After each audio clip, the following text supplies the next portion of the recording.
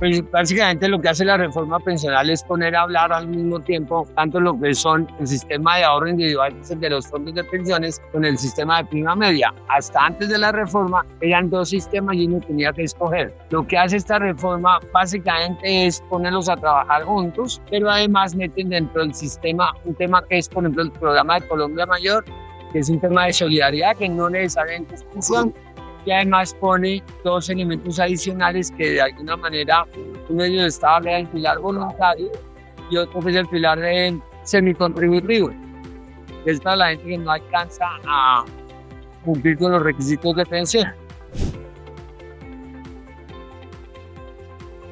A mí me parece muy bueno que haya discusión respecto de la reforma, es para que la gente se ocupe, no se preocupe porque no es mucho lo que uno puede hacer. Simplemente lo que tiene que hacer la gente es volverse consciente de su tema pensional. Es evidente que las personas, y sobre todo los más jóvenes, van a tener de pronto esta reforma o dos o tres reformas más porque la pirámide poblacional está cambiando. Entonces la gente debe ocuparse. ¿Y qué es ocuparse? Ocuparse es ver cómo es su situación pensional, qué va a pasar, qué va a decir tu yo del mañana cuando pregunte, oiga, ¿por qué estoy en esta situación? Si voy a vivir 20, 30, 40 años retirado y sin recursos. Y eso depende de que la gente tome decisiones desde antes, con o sin reforma.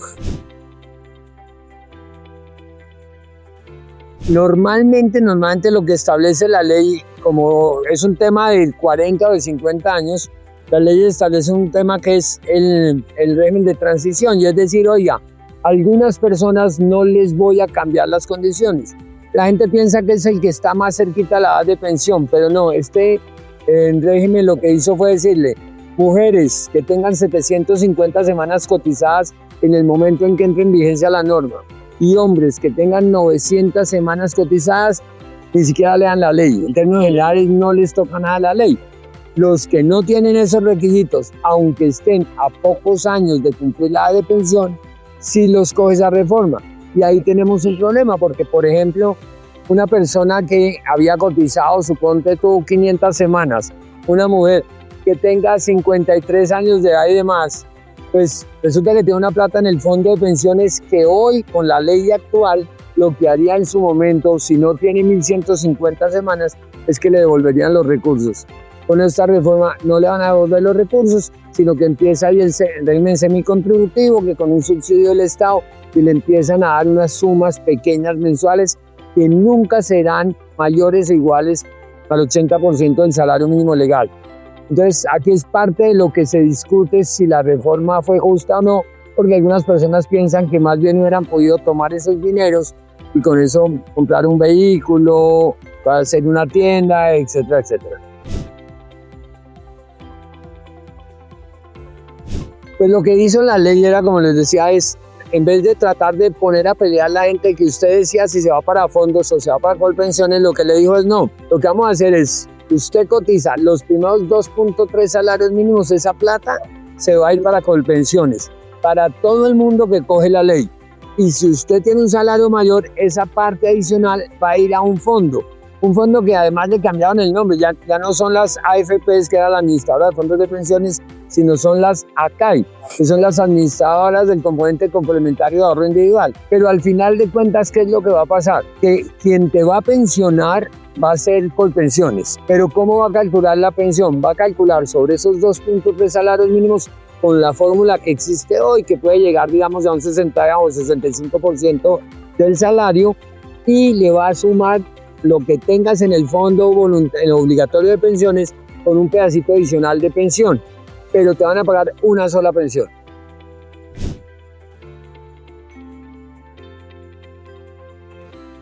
Tenemos que aclarar una cosa, y es que si hay una disminución de las semanas que le exigen a las mujeres para poderse pensionar, pero eso no depende únicamente de la reforma pensional del 2024, sino que hay una sentencia de la Corte que obliga a disminuirlas. Para el 2026 ya no son 1.300 semanas, sino 1.250 semanas. Y de aquí en adelante bajará 25 semanas la exigencia, es decir, que vamos a llegar hasta 1.000 semanas. Lo único que sí trae la reforma pensional es que las mujeres pueden disminuir la exigencia de semanas, 50 semanas por cada hijo nacido vivo, si las necesitan para cumplir con ese requisito mínimo de las 1.000 semanas. Si no, si ya cumplen las 1000 semanas, eso de tener más hijos no va a significar una mayor pensión.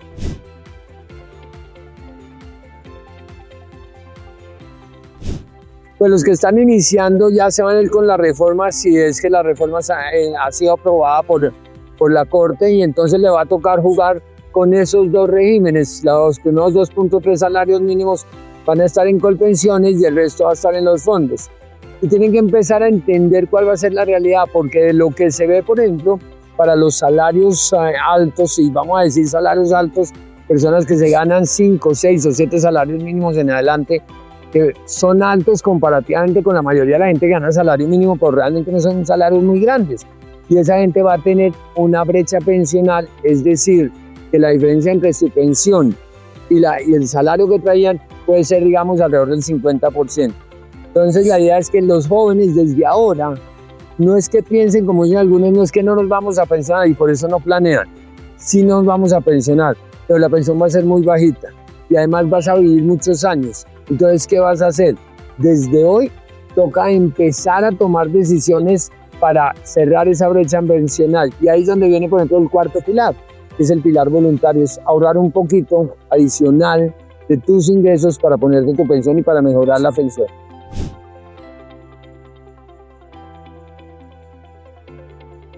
En principio, para los independientes, digamos que no cambia ninguna de las condiciones. Desde antes de esta ley, todos los independientes, las personas que son incluso rentistas de capital, una persona que tenga, por ejemplo, unos arriendos o que le dan unos dividendos o que le dan unos rendimientos por unas inversiones como en los CDTs, están obligados a cotizar.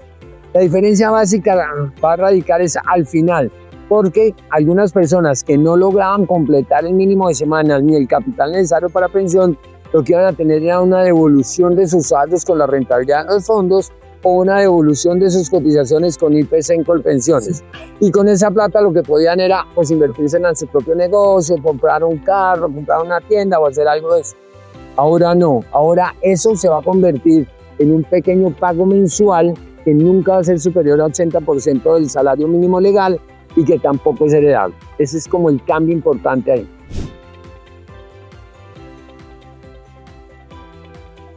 Básicamente, ¿qué es lo que pasa? Es que los jóvenes no planean para pensionarse porque el ser pensionado y el ser viejo parece ser que es una persona que ya no sirve para mucho, que escasamente está contando los días ahí poco a poco, pero que ya no tiene mucho para hacer. Y la verdad es que ahora los 60 son los nuevos 40.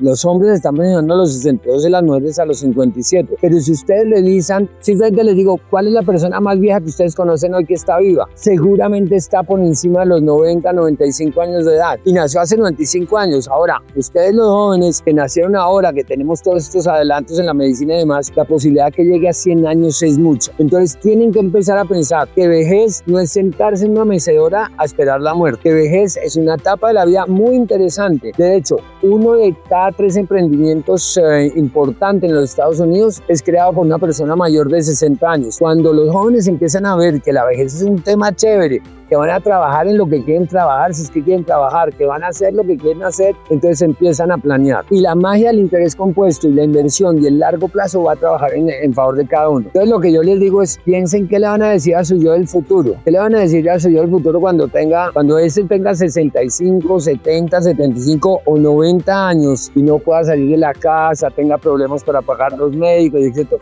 ¿Qué le van a decir ustedes? Entonces la idea es, trabaje desde hoy, no se preocupe, ocúpese desde ya y empiece a pensar que va a tener una época muy chévere, pero que va a depender de usted, lo que haga por usted, no del sistema pensional.